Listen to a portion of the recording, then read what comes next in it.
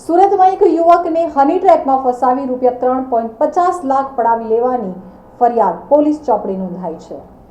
સુરતમાં સ્કોકાઇન નામની વેબસાઇટ થકી વરાછા વિસ્તારમાં રહેતા સાડી જોબ વર્ક કોન્ટ્રાક્ટરને અમરોલી છાપરાભાટા રોડના ઋતુરાજ એપાર્ટમેન્ટમાં શરીર સંબંધ બાંધવા બોલાવ્યો હતો અને ટોળકીએ હની ટ્રેપમાં ફસાવી ₹3.50 લાખ પડાવી લીધા હતા।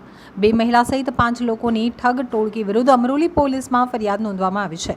પોલીસે હની ટ્રેપમાં ફસાવવા માટે ફ્લેટની સુવિધા પૂરી પાડનાર રત્ન કલાકારને ઝડપી પાડી પૂછપરછ હાથ ધરી છે। આ અંગેની પ્રાપ્ત થતી વિગત મુજબ વરાછાના બરોડા પ્રોસ્ટેજ વિસ્તારમાં રહેતા અને સાડીના વેપાર તરીકે કામ કરતા 36 વર્ષીય પરિણીત યુવકે ગત ડિસેમ્બરમાં ગૂગલ ઉપર skoka.in નામની વેબસાઇટ ઓપન કરતા જુદી જુદી છોકરીઓના ફોટા આવ્યા હતા, જે પૈકી એક ફોટો ઉપર ક્લિક કરતા વોટ્સએપ ઉપર મેસેજનો ઓપ્શન આવ્યો હતો, તો વેપારી તેના ઉપર ક્લિક કરતા યુવકના વોટ્સએપ ઉપર હાઈનો મેસેજ પણ આવી ગયો હતો, જે અંતર્ગત ચેટિંગમાં શરીર સંબંધ બાંધવો છે તેવું પૂછતા યુવાને હા કહ્યું હતું, જેથી વેપારીને બપોરના અરસામાં કતારગામ ચીકુવાડી ખાતે બોલાવ્યો હતો।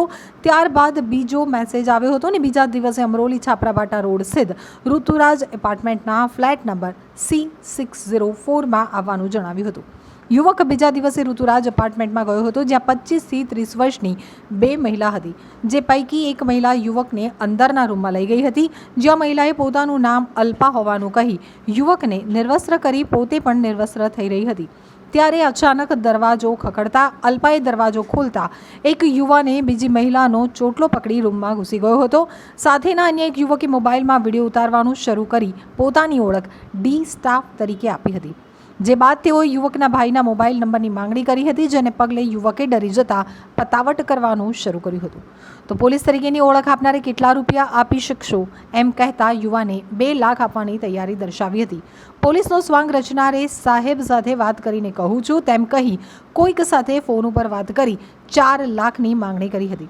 યુવાને પોતાની આબરૂ બચાવવા 3.50 લાખ આપવાની તૈયારી દર્શાવી હતી, તો સાડુભાઈ પાસે આર્થિક મદદની માંગણી પણ કરી હતી, જે બાદ સરથાણા જકાતનાકા ખાતે 3.50 લાખ 2 પૈકીના એક યુવાનને આપ્યા હતા। ત્યારબાદ પોલીસના વેશમાં આવેલા યુવાને ધમકી આપી હતી કે આ વાત કોઈને પણ જણાવીશ તો તારો જે વિડીયો ઉતાર્યો છે તે વાયરલ કરી દઈશું, જેથી વેપારી ડરી ગયો હતો। આ ઘટના 5 મહિના પહેલા વેપારી સાથે બની હતી, જો કે સમાજમાં બદનામીના ડરને કારણે ફરિયાદ આપી ન હતી। થોડા સમય પહેલા અમરોલીમાં આવી ગેંગ પકડાઈ હતી, આથી વેપારીએ એક મિત્રને વાત કરી હતી, જેથી મિત્રએ તેને હિંમત આપી ફરિયાદ કરવા માટે તૈયાર કર્યો હતો। વેપારીએ અમરોલી પોલીસમાં ફરિયાદ આપી હતી, જેના આધારે પોલીસે 5 જણા સામે ખંડણી અને ધમકીનો ગુનો નોંધ્યો છે, જેમાં પોલીસે એક શખ્સને ઝડપી પાડ્યો છે।